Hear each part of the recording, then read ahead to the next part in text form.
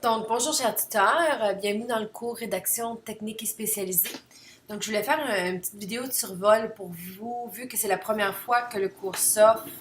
Vous êtes les premiers tuteurs de ce cours et puis c'est tout nouveau. Et il y a quelques composantes nouvelles aussi qui se retrouvent dans ce cours. Donc, il y a beaucoup de composantes dans le cours. Une des nouvelles composantes du cours, c'est le jeu. Donc, il y a 3 cartes de jeu dans le cours qui comptent pour des points. Les jeux peuvent être faits autant de fois que les étudiants le désirent pour améliorer leur score et puis leur connaissance. Ils ont un petit tutoriel sur le jeu, donc pour créer leur avatar, pour comment trouver les jeux dans le cours et comment suivre le progrès dans les jeux. Donc, je vous invite aussi à regarder ces 3 courtes vidéos. J'ai inséré dans les nouvelles la première vidéo comment trouver les jeux dans le cours. Comme ça, les étudiants vont voir tout de suite à leur entrée dans le cours où trouver les jeux. Donc, à part ça, vous pouvez aussi trouver sur la page d'accueil du cours une bannière interactive. Donc, les étudiants peuvent cliquer sur chacune des sections pour se rendre directement au contenu. Il y a l'avatar, la boîte à outils, le calendrier et le fil d'actualité. Donc, c'est toutes les mêmes composantes que dans les autres cours dans lesquels vous avez déjà travaillé. Donc, pour commencer le cours, les étudiants peuvent cliquer ici et puis ils vont avoir une introduction au cours.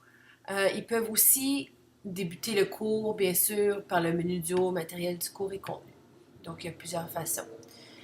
Vous allez voir dans la table des matières que ce cours comporte 3 modules. Et à la fin de chacun des modules, il y a un examen synthèse. Donc, par exemple, dans le module 1, il y a 4 semaines. On a le module semaine 1, semaine 2, semaine 3, semaine 4. Il y a le module de jeu avec toutes les activités pour les étudiants et ensuite l'examen synthèse. Chacun des examens synthèse comporte des questions à choix multiples, vrai, faux, autocorrigé, et aussi certaines questions à développement. Donc, vous allez voir dans les examens qu'il y a des questions que vous devez corriger manuellement. Ça va juste vous donner un aperçu. Chaque examen aussi comporte seulement une question par page, ce qui veut dire que quand l'étudiant clique sur page suivante, sa réponse est automatiquement enregistrée. Donc, ça devrait éviter plus d'examens, qu'on ait moins d'examens qui ont des réponses qui n'ont pas été enregistrées par les étudiants.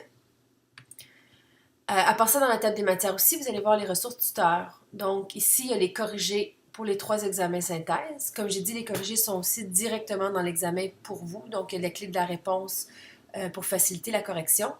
Et puis, vous avez aussi un guide tuteur. Donc, dans le guide tuteur, il y a des informations pertinentes à votre cours. Je suggère regarder le guide tuteur dès maintenant. Donc, il parle un peu des communications, les forums de discussion, les évaluations qui se retrouvent dans le cours avec les grilles d'évaluation pour vous. Et aussi un tableau chronologique avec des rappels pour chacune des semaines du cours, donc pour vous aider à faire des rappels aux étudiants dans les forums de discussion et pour savoir ce qui s'en vient. Donc, c'est un document qui pourrait être très utile pour vous. En ce qui est trait aux évaluations, donc vous allez voir dans le carnet de notes qu'il y a les 3 examens. Donc, les examens, ils valent 20% chacun.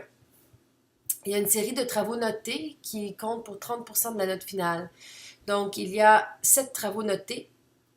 La note la plus basse ne sera pas comptée, donc ça donne une petite chance aux étudiants. Donc, 6 des travaux sont comptés à 5% chaque.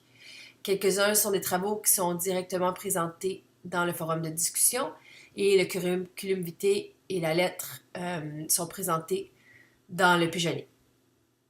Il y a aussi la section des jeux qui sont automatiquement corrigés et qui comptent pour 10% de la note finale.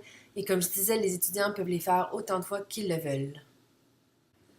Donc, en ce qui est trait au forum de discussion, il y en a plusieurs dans le cours. Certains sont notés, certains non. Pour chacun des forums, les étudiants doivent publier d'abord avant de voir le message des autres étudiants.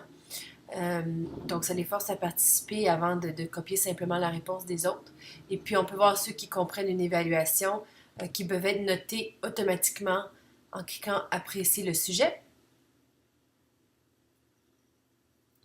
Et ensuite, quand un étudiant va avoir mis une réponse, vous allez pouvoir voir leur réponse, leur entrée en cliquant ici. Et puis ensuite, rentrer les rétroactions et le score et ensuite cliquez sur publier afin de donner les notes. Je vous invite à visiter le cours, à regarder le cours et puis à m'envoyer un courriel si vous avez des questions. Bon cours!